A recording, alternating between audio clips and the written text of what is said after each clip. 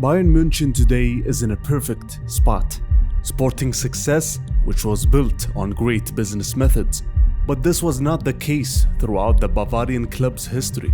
They made numerous mistakes in the past and failed on the field, before succeeding and elevating itself onto the biggest podiums of Germany and Europe. This is the story of Bayern and how they rebuilt the German footballing machine.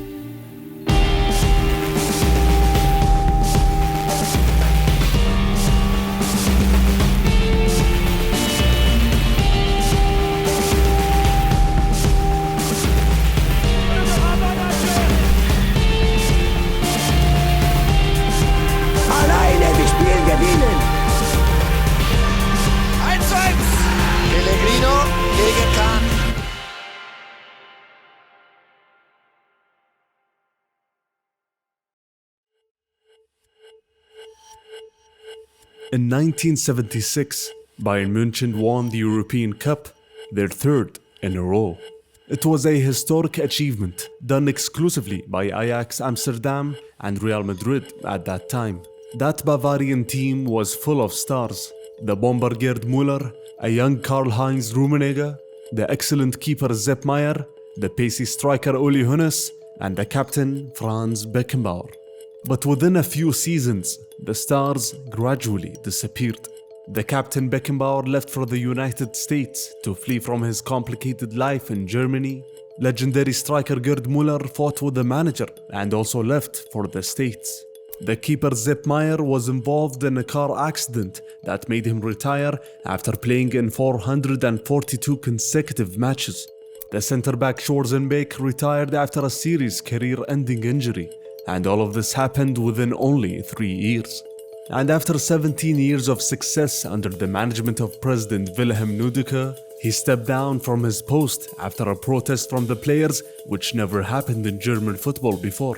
Willi Hoffmann was voted as the new president, and one of the last decisions from ex-president Nudeke was to appoint ex-striker Uli Hoeness as the new general manager in '79. It was a very risky move, as Hoeness was only 27 years old after he was advised to retire early in his career because of a serious injury. And Hoeness quickly discovered the difficulty of the task ahead, as Bayern's total debts was almost half of their revenues.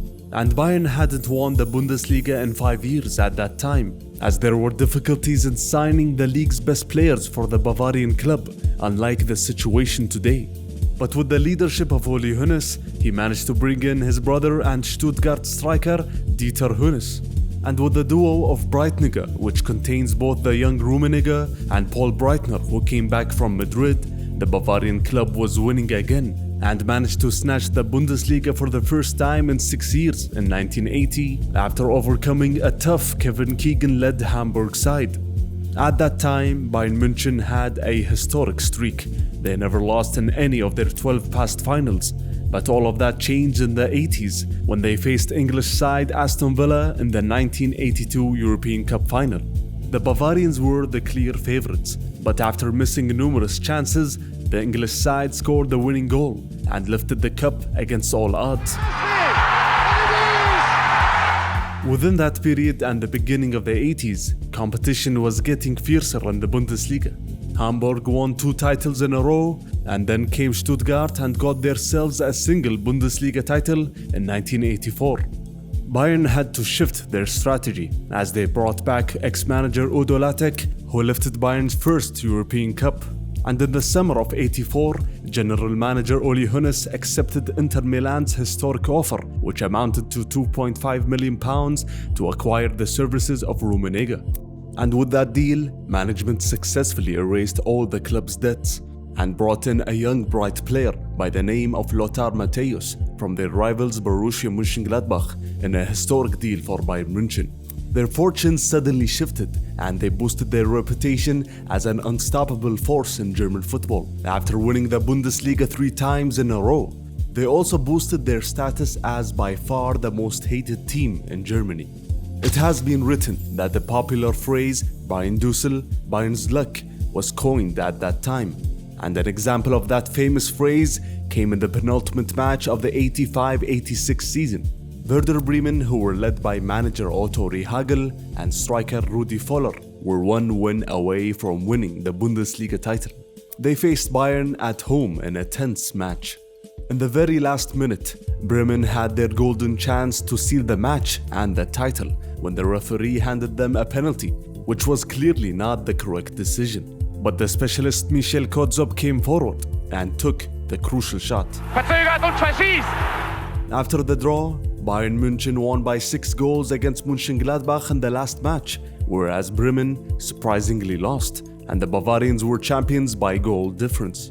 Although this phrase was used locally in Germany, Bayern München were far from lucky in the European competitions, and the hate they received in Germany was not because of luck only, but also because of their perceived arrogance and overconfidence. In the following season, and after clinching another Bundesliga title, Bayern went to another European Cup final with huge confidence. Management saw that after the 1985 ban on English teams from European competitions, the Bavarian club were thus serial favorites in Europe, especially after beating a tough Real Madrid side in the semis, as Uli Hoeness said before the final that this is a new age for Bayern München. But they'll face the tough Portuguese champions Porto, led by their captain João Pinto and the Algerian star Rehhagel. After Bayern went ahead and controlled the match in the first half, Porto mounted a surprise comeback in the last 30 minutes of the second half.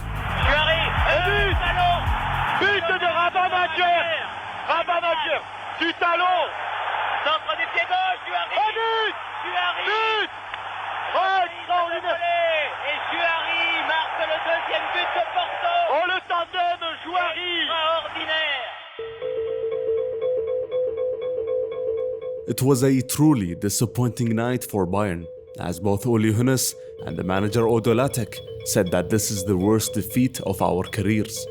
But the harsh reality was that simply, Bayern München didn't have truly big stars that can change and alter the course of a match.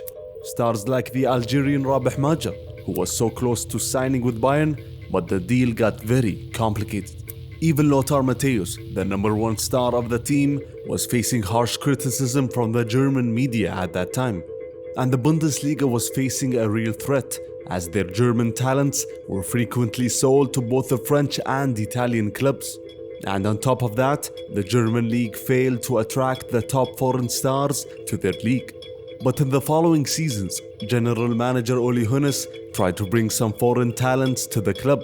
It was a bad experiment in the beginning, but he improved immensely in the later seasons. And after that disappointing 87 final, Hoeness took a chance, as he brought manager Jupp Heynckes, who has not won a thing as a coach before arriving at Bayern, and was a legend at their rivals Mönchengladbach. So when he failed to achieve anything in his first season, pressure started piling up in the next season, especially after Bayern sold Lothar Matthäus to Inter in the summer of 1988. Management thought that Matthäus was not improving as a player in the last 4 years, so the decision to sell him was in the interest of both sides. But Bayern München managed to pass Kolen's test in the league, who were under the tutelage of young manager Christoph Daum and their new general manager Odo Lattek, Bayern's former employee, as Bayern won against Kolen in a crucial match and sealed the Bundesliga. But on the European stage, the Italian clubs were a tough egg to crack for Bayern. First, the Bavarian club crashed out of the UEFA Cup semi-finals against a strong Napoli side boosted by Maradona. Napoli in vantaggio! They also crashed out of the same round in the next season, but this time in the European Cup and against the Dutch trio of Milan. Though Jupp Heynckes managed to pass the Kolen test again, as they won a second consecutive Bundesliga in 1990. The manager was now very popular within the Bayern fanbase, but in the next couple of seasons, Bayern will face some challenges and absolutely the worst time. A Bavarian media agency acquired the Bundesliga rights for the next 5 years in a historic and profitable deal for all German clubs. Suddenly, the German clubs now are financially capable of closing some of the gaps between them and the Italian and French clubs. Bayern initially benefited from this deal and made some big purchases in the summer of 1990 as they bought the talented Dane Brian Laudrup and the feisty German Stefan Effenberg. But on the field, it was a very different story for Bayern. In Jupp Heynckes' fourth season, Bayern lost the chance to make 3 consecutive Bundesliga titles when Kaiserslautern shocked Germany and all the other contenders on their way to winning their first Bundesliga title in the club's history. Though Bayern München did manage to get back to the European Cup semi-finals and faced the Yugoslavian side Red Star, which is a club who had big names like Savicevic and Mihailovic. And following a loss at the Olympic Stadium by 2-1, both teams went to the fiery Red Star Stadium and the Bavarian side managed to mount a comeback and draw level. And in a crazy moment, club legend Klaus Augenthaler scored an own goal in the very last minute.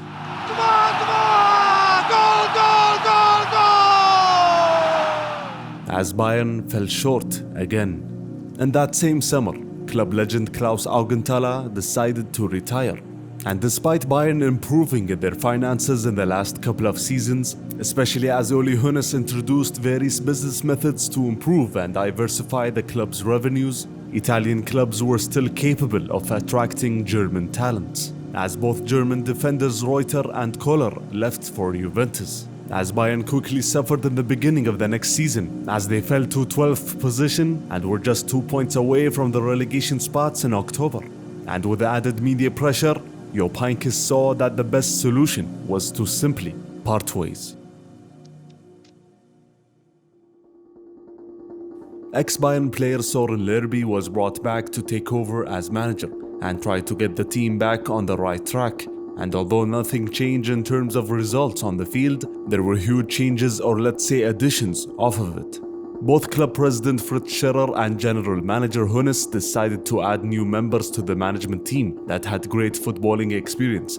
And then came both Rummenigge and Beckenbauer to assume the vice presidency role. Throughout the Bundesliga, there isn't a single club with this amount of legends in management.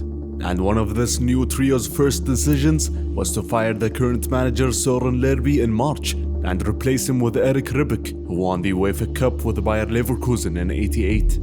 Ribbeck failed to save the season as Bayern settled for the 10th position, their worst showing since 1978. That's why management wanted to change the philosophy, as both Rummenigge and Beckenbauer requested from Hoeness to take more risks in the transfer market. As Beckenbauer said that all the millions in the bank are of no use if you don't have any points. The message was loud and clear, and Hoeness reinforced the team with names like the Brazilian Jorginho and the German duo of Mehmet Scholl and Thomas Hilmer. But the biggest transfer that summer was the return of Lothar Matthäus, after winning almost everything with Inter and also after being voted World Player of the Year in '91. But how did Bayern München get Matthäus back to the Bundesliga? The truth was that Lothar suffered a serious ACL injury back in April of the same year, and Inter Milan decided to let go of their star as they thought the German will not add value in the near future, especially as he was now 32 years old. But Lothar quickly came back from injury and managed to get back to his best as well. But the buying power was still in favor of the Italian league, as Fiorentina acquired both Brian Laudrup and Stefan Effenberg in the same summer. And despite Bayern München's new additions, they failed to reclaim the Bundesliga, as Otto Rehhagel and Werder Bremen managed to claim the title by a single point. Bayern now failed in the league for 3 straight seasons. Other German clubs are now capable of overcoming the Bavarian side, both on the field and off of it financially. An example was Dortmund getting all the way to the UEFA Cup final in '93 and earning themselves a big money prize despite the loss, and thus were capable of buying both Matthäus Sammer and Riedler from the same Italian clubs that stole those German talents from the Bundesliga. It was a big shift of power in German football, and Bayern München were in risk of missing out. That's why they had to win the league in order to get back to the Champions League, especially in its new and financially lucrative format.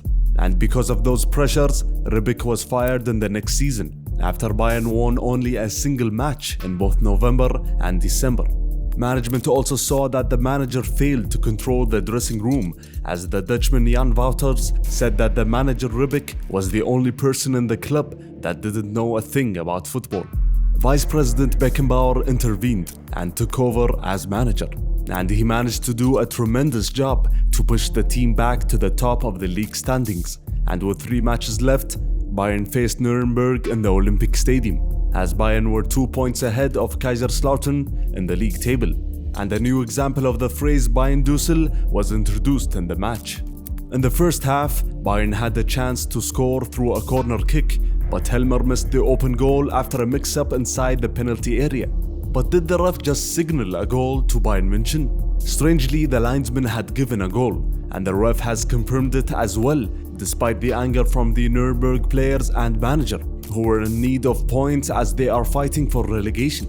The match eventually continued, as Bayern won by 2-1, and with the avalanche of media criticism after the match, FIFA threatened the Bundesliga to not replay the game because video evidence was used to determine the validity of the goal. UEFA also threatened with various punishments on the German national team, but in the end, the German Federation decided to replay the match, and Bayern this time won by 5-0 to seal the title and also to confirm Nuremberg's relegation to the second division.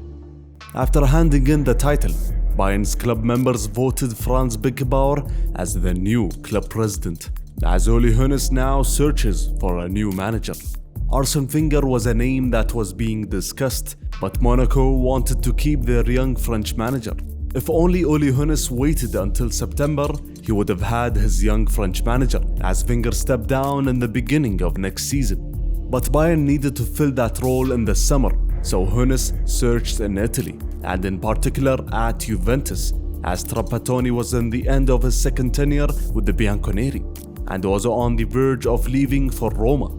And the relationship between Matthäus and Trappa was still strong.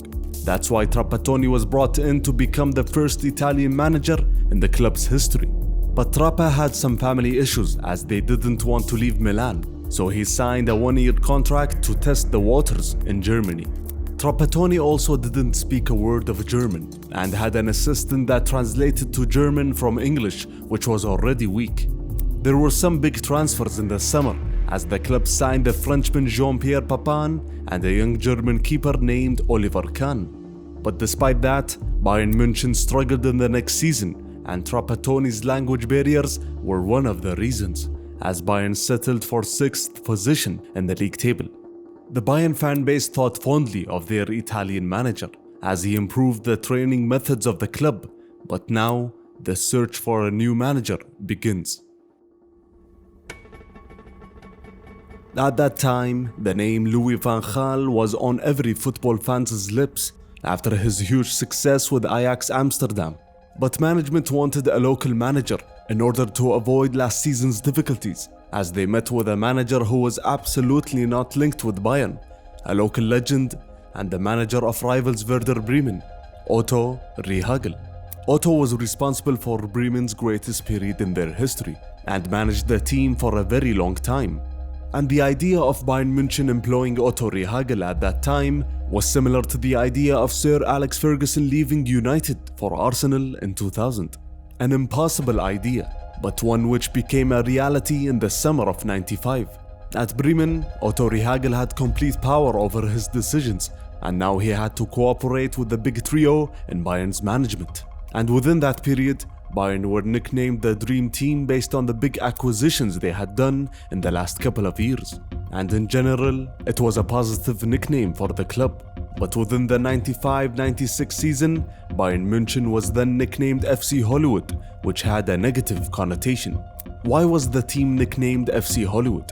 Before the start of the season, Bayern were very busy in the transfer market and paid huge sums to bring names like Sforza, Herzog, Struns, and a global superstar named Jürgen Klinsmann, who came from Spurs in England. What resulted from that was a team full of celebrities, and several media outlets were covering all their movements. And with the absence of captain Lothar Matthäus in the beginning of the season because of injury, both Helmer and Klinsmann took over the locker room, as Matthäus felt that Klinsmann was taking his place as a leader in the team and felt threatened, especially after Klinsmann was given the armband at the Mannschaft. When Matthäus came back from injury, the internal problems escalated as some newspapers published all the details of the crisis. And the new manager lost control of the team, and it was reflected badly on the field as Dortmund were far away in the standings under the tutelage of manager Ottmar Hitzfeld. Despite that, the team got all the way to the UEFA Cup final after beating Barcelona in a tense semi-final. However, with all the differences and arguments in tactical views between Klinsmann and Otto Rehhagel, management decided to fire the German manager before the final. The timing of the decision was very surprising, and Beckenbauer took over managerial duties again. And ahead of them was a tough test in the final, as they will face a Bordeaux side that had many good players like Dugarry, Lizarazu, and a young French talent called Zinedine Zidane.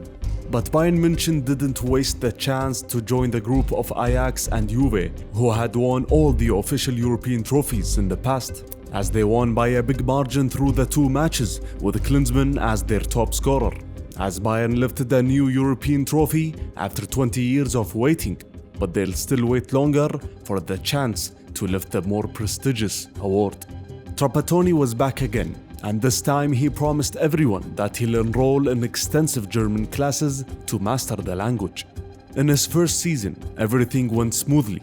Finally, Bayern clinched the Bundesliga after Dortmund's 2-year monopoly. Trapattoni managed to build a great squad and promoted players like the Ghanaian Samuel Kufur to the first team. He also made some important transfers like Mario Basler and Karsten Janker. But everybody remembers Trapa's second stint with the club for other reasons. When Bayern won the league, they were instantly overshadowed by Dortmund's European triumph, the European trophy that was evading the Bavarian club since 1976. What's more frustrating for Bayern was that Dortmund managed to win it at the Olympic Stadium. And another thing was Trapa's numerous conflicts with his players. Everybody used to think that Trapa exaggerated in his defensive approach. An example of that came when Bayern München faced relegation battlers Freiburg in May of 1997. The two teams were drawn level well into the last minutes, and Trapa went on to substitute his only striker Klinsmann for another, after he missed a couple of chances. Klinsmann was absolutely furious with the substitution, and his reaction was not surprising at all, given that the emotions were piling up for months. And after a few weeks, Klinsmann signed a contract with Sampdoria for next season, and was quoted saying that he was happy to sign for one of the most offense-minded teams. But Trapattoni became famous in Germany because of one single incident that happened on April of '98. In his second season, Trapattoni made some important acquisitions again: Giovanni Elber, Lizarazu, Thorsten Fink, and Michael Tarnat, all of whom were players that would add value in the following seasons for Bayern. The Bavarian club was again a favorite to win their second Bundesliga in a row, but with the beginning of the season, there were some indicators that this will be an extraordinary year. In the opening match of the season, Kaiserslautern, a newly promoted team, managed against all odds to win at the Olympic Stadium. And who was their manager? None other than ex-Bayern employee Otto Rehhagel, who was planning for revenge from the Bavarians and especially from the trio in management. Kaiserslautern managed to compete all the way throughout the season and won the return match against Bayern as well, as Bayern struggled without Klinsmann's goals, as criticism was piling up on Trapattoni and his defensive approach. Some criticism even came from his own players. And in March of '98, Trapattoni decided to not include both Basler and Scholl in the starting lineup against Schalke because of their poor performances in the few weeks prior to the match. After they lost by 1-0, Bayern were further away from the leaders Kaiserslautern. Both Basler, Scholl, and even Struns started publicly criticizing their Italian manager. So 2 days after the loss, Trapattoni requested a press conference, which is considered one of the most famous press conferences in history. And just a disclaimer, the translation is correct. Keine deutsche Mannschaft spielt offensiv oder dynamisch offensiv wie Bayern. Letztes Spiel hatten wir im Platz 3 Spitzen. Elber, Janka und Ziegler. Wir müssen nicht vergessen Ziegler. Ziegler ist eine Spitzen mehr Mehmet und mehr Basler. Ein Trainer ist ein Idiot. Ein Trainer sehe, was passiert im Platz. Es gibt Spieler wie 2 oder 3, diese Spieler waren schwach wie eine Flasche leer. Welche Mannschaft hat gespielt Mittwoch? Hat gespielt Mehmet, oder hat gespielt Basler, oder hat gespielt Trapattoni? Diese Spieler beklagen mehr als Spiel. Wissen Sie, warum die Italien-Mannschaft kaufen nicht diese Spieler? Weil wir haben gesehen, viel Male zum Spiel. Strunz ist 2 Jahre hier, hat gespielt, sein Spiel. Ist immer verletzt. Aber immer die Schuld. Über diese Spieler. Einer ist Mario, einer ist der andere Mehmet. Strunz, ich spreche nicht, hat gespielt nur 25% des Spiels. Ich habe fertig. After those phrases, which were supposed to be German, Trapattoni went to Hoeness and asked to terminate his contract at the end of the season. And he told Hoeness, "If I stay in Munich, I'll die." After that crazy press conference, Bayern crashed out of the quarterfinals of the Champions League against Dortmund and failed to catch up to Kaiserslautern, who became the first German team in history to win the Bundesliga straight after earning promotion from the second division. But despite the internal turmoil and conflicts, the Italian manager got a great send-off after getting to the final and winning the German Pokal. And just like that, Trapattoni left again, and the search for a new manager begins.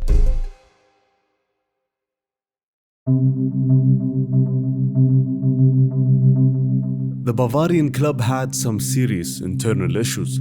Some players were crossing the line.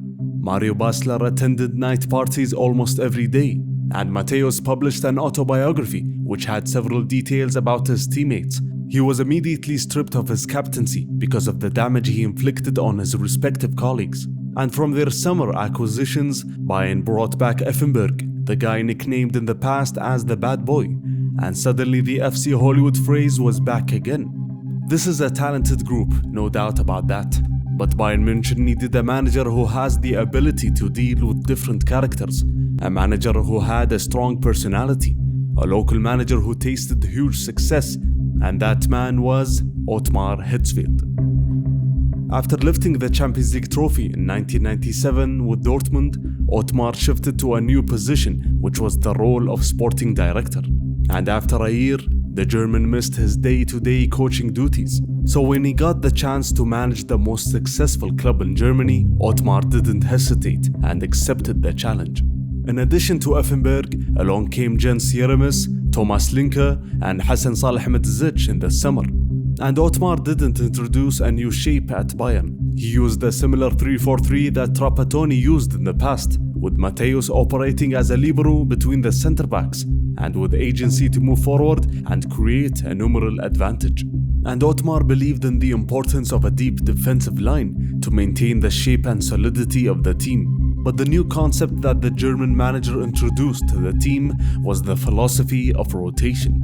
The German managed to convince his players of the importance of resting in order to have complete focus on the Champions League matches. And surprisingly, nobody complained from those stars, and everybody respected the new manager, as he was quickly nicknamed the General. The focus was now back on the field, as Bayern were a better team because of that, as they won the Bundesliga by 15 points from the team in second, Bayer Leverkusen, which was a record. Bayern also managed to book themselves a place in the Pokal final as well. And in the Champions League, they took revenge on ex-manager Otto Rehhagel and his club Kaiserslautern when they faced the German side in the quarterfinals and won by 6-0 after 2 matches. Then they faced Ukrainian side Dynamo Kiev, who boosted a young Andrei Shevchenko, as they managed to pass the test of the first leg with great difficulty, and came back for the return leg in the Olympic Stadium, as the Bavarians won and got to the Champions League final for the first time since 1987. They'll now face Manchester United in the final, a team that Ottmar has defeated in '97 with Dortmund. But this version of the Red Devils was better and more mature, and all the experts failed to choose a clear favorite for the final. It was an evenly matched contest. Bayern entered the match without one of the best left-backs in the world at that time, the Frenchman Lizarazu, and they also were without the Brazilian striker Elber as well. On the other hand, United were without the services of Paul Scholes and Roy Keane. And Hitzfeld said before the match that the contest will come down to nerves and absolute determination. It's the chance of a lifetime, a treble chance, the likes of which knowing this team has had before or may ever get again.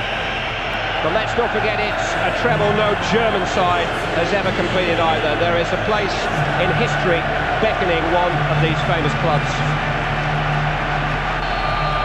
Breaking down the centre, Youngster's got some catching up to do. Bumps Carlton Janker on the edge of the box and concedes a free kick on the edge of the box. Tense moment. It's Basler. Oh, deflected and in. First blood to Bayern Munich. Mario Basler with a little over 5 minutes gone. And Manchester United, as they've done time and time again on this European run, have made it hard for themselves.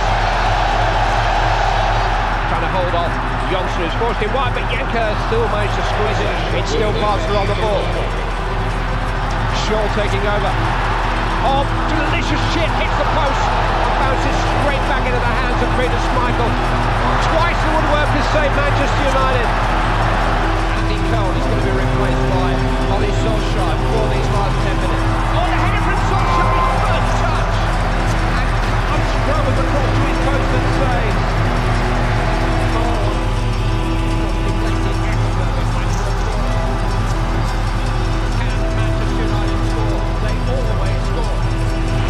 Goalie's coming up. Peter Schmeichel is forward. Can he score another in Europe? He's got one in Europe already. In towards Schmeichel. It's comfort to White York. Cleared. Giggs with a shot. Sheringham!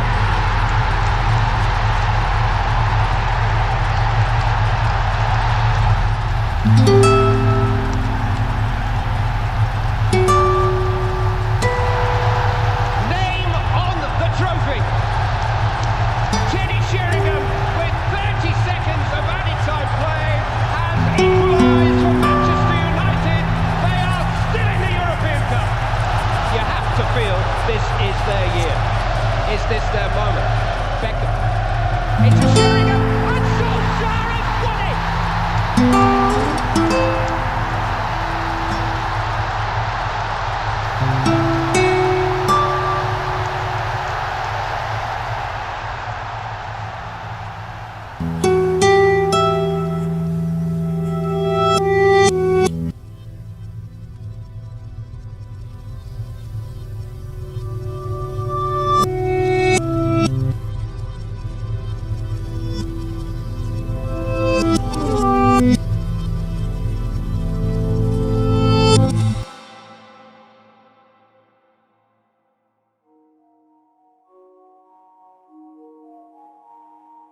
Bayern München lost their third European final in a row, and after a couple of weeks, they lost another final in the German Pokal after Effenberg missed a crucial penalty and then Matthäus missed the last one.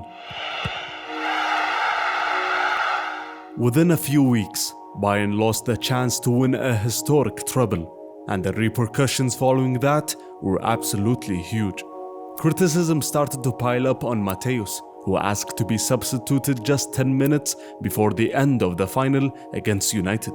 And Basler went back to his bad habits as he was part of a huge brawl in one of the pubs.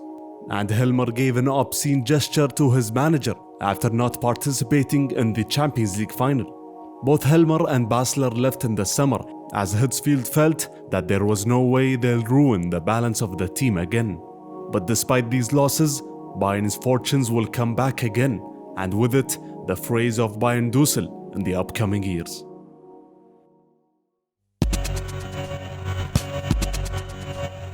Bayer Leverkusen was building a very competitive team in the last couple of years, and under the management of Christoph Daum, they were runners-up twice in the last 3 seasons. And during the summer, they reinforced the team with a young Michael Ballack and Newell. And on the other hand, Bayern brought the Brazilian Paulo Sergio and the Swedish defender Patrick Andersson. Bayern started the season very well, as they were the leaders in April, until Leverkusen overcame them after the Bavarians dropped points following a few draws. And Bayern's path back to the Champions League final was very tough, as after being the runners-up in the first group stage, they participated in a tough second group stage, which boosted both Madrid and Dynamo Kiev again. Bayern played outstanding matches against Madrid at that stage, as they won scoring 4 goals, once in the Bernabeu and again in the Olympic Stadium. It was also the match that saw the farewell of legend Lothar Matthäus, who left for the United States in the middle of the season. So after qualifying from this round as leaders, Bayern faced Portuguese side Porto in the quarterfinals. And following a draw in the first leg, the Bavarians managed to overcome the second leg at home in dramatic fashion. Jardel! Und das ist das Tor, der Ausgleich! Ist es denn zu fassen? Scholl. Und das Tor! Das Tor! Die Bayern sind im Halbfinale! Jawohl! In the semi-finals, Real Madrid were there again, as this was a fixture that had a long history of aggression on the field.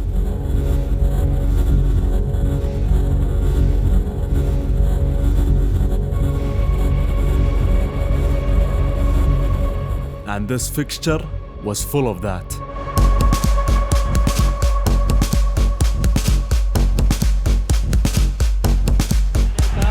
Posición correcta y ha marcado el Madrid. Ha marcado Anelka. Bueno, para Raúl, que balón le ha devuelto. Y ahí el segundo del Madrid. Entre Salgado y Jeremis, el Madrid ha marcado. And following another goal from Anelka in the second leg, the match was sealed for El Merengue, as Bayern failed to get back to the Champions League final. But they managed to get back to the German Pokal final, and this time won handsomely against Werder Bremen. And before entering the last match of the Bundesliga season, Leverkusen was in the lead by 3 points from Bayern, and a simple draw against Unterhaching will clinch the first title in the history of Bayer Leverkusen, and the result of the two matches were almost a given. Janka, der FC Bayern schon in der zweiten Minute auf Scholl, Sergio, der Lustfußballer, Hacke, Spitze, tralala, wunderbar. Oh, schön gemacht von Schwarz und dann ist Ballack da, mein Gott, Michael Ballack, 21. Minute. Der Pass von Schwarz eher harmlos. Seitz erneut in der Mitte, jetzt Oberleiter und da ist er drin. 2-0, 72. Minute.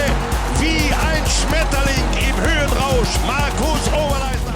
Bayern won the Bundesliga by goal difference, as they have done in 1986, as the phrase Bayern Dussel was back on everybody's lips.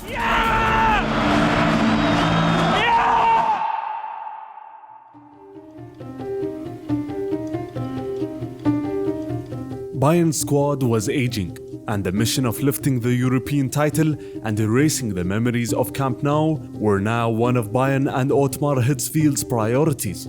He has done it in the past with Dortmund when they lifted the league title 2 seasons in a row and then focused solely on the Champions League, as Ottmar planned to do it again. Bayern bought the French right-back Sagnol and brought back Sforza to the team. And the race for the Bundesliga title was between 4 teams in the beginning, but as weeks and months had passed, the race was solely between Schalke and Bayern. It was surprising that Bayern München were in this race, as they were not at their best in the Bundesliga, as the focus was on the Champions League, but they kept winning points and were still huge favorites along with Schalke. Focusing on the Champions League for Ottmar turned out to be the right choice, as after getting to the quarterfinals, Bayern München faced Manchester United again and managed to successfully erase some memories of the Camp Nou after winning in both legs against the English side. The stage was set again for Madrid in the semi-finals, as the aggression and excitement was back.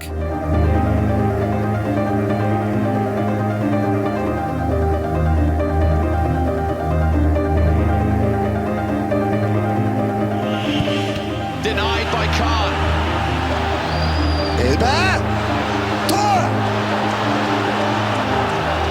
Kahn responds.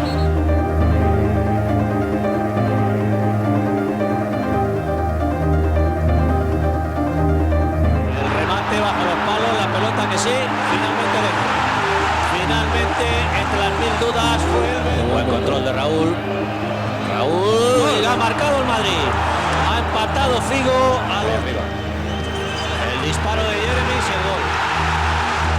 Bayern successfully got back to the Champions League final, but before entering the big European stage, they had to settle some local matters.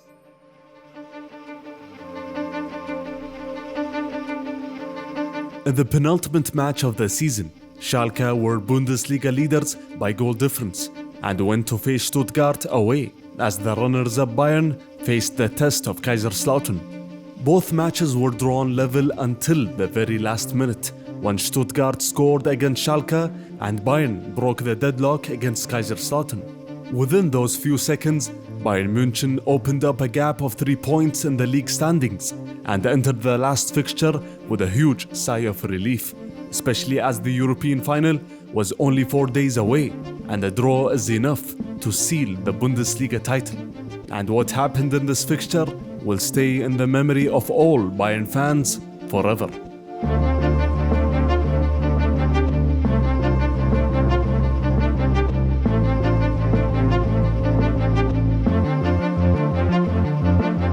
Geführt und dann ist der Spieltag.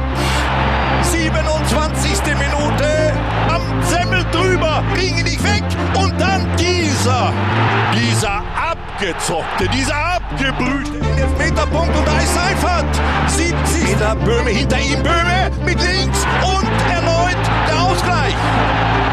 Und das ist es, das ist die Schalker Führung. Auf der Box, und da ist es passiert. Sergej Bavarian, im Moment ist Schalke deutscher Meister. Hier.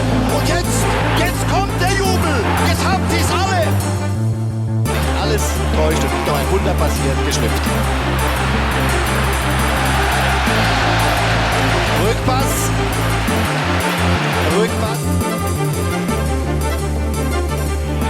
Effenberg und Andersson. Tor! Der FC Bayern ist Meister! Ich fasse es nicht. Alle auf dem Platz. Ottmar Hitzfeld jetzt auch auf dem Platz. Das gibt es nicht. Ich habe so etwas noch nicht erlebt.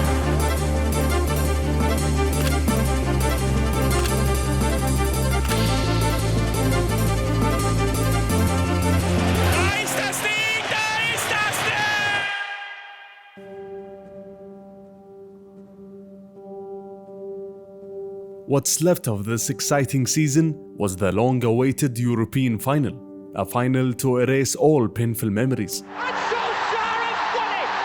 Valencia were their Spanish opponents, and in similar circumstances to Bayern, they were also runners-up last season. Bayern entered the match in a 3-4-2-1 formation, with Effenberg and the young Hargreaves in the middle. The Englishman performed very well for Bayern, especially in Effenberg's absence in the semi-final second leg against Madrid, so his place in the starting lineup was absolutely earned. On the other hand, Hector Cooper's men entered in the usual 4-4-2 formation, with big stars wherever you look in the lineup. So will Bayern finally do it after a few painful attempts and bring the trophy back to Munich? Huge night in Milan for these two clubs. Mendieta, huge appeals there. Oh, and the referee's given a penalty. Here comes Mendieta. And the skipper has done it. 1-0 Valencia. Effenberg, den Elfmeter wollte er haben und den kriegt er. Oh, that was a little rash. It's another penalty. Mehmet Scholl. Oh, and the Valencia goalkeeper saves it. But what he did, it was a teasing delivery. Appeals for hands given. It's a third penalty of the game. 1-1. Bayern back on terms.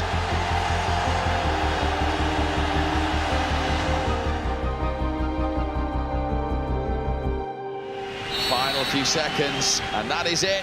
120 minutes, and they are still level at 1-1. It will be penalties. So both these teams know what it's like in the last 2 years to lose a final. First up, Sergio Mendieta. He passed Oliver Kahn after 3 minutes of normal time. Does it again in the shootout. Salihamidzic. Bayern off and running. John Carew. Oh, very cool. 2 out of 2 for Valencia. Alexander Zickler. And to take it very clinically too. Ovic. Kahn! You can feel the tension. Next to assume responsibility for Bayern. Poor penalty.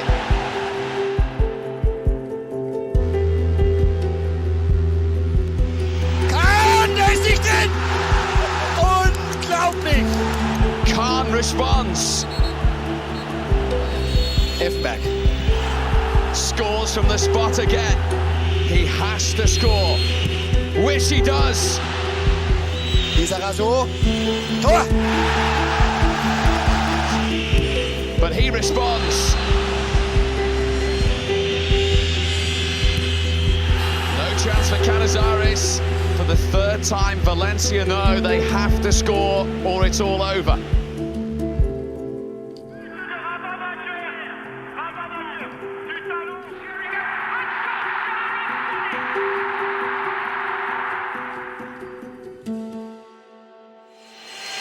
Pellegrino gegen Kahn. Kahn, die Bayern! Die Bayern! And Bayern Munich are champions of Europe for the first time in 25 years. Stefan Effenberg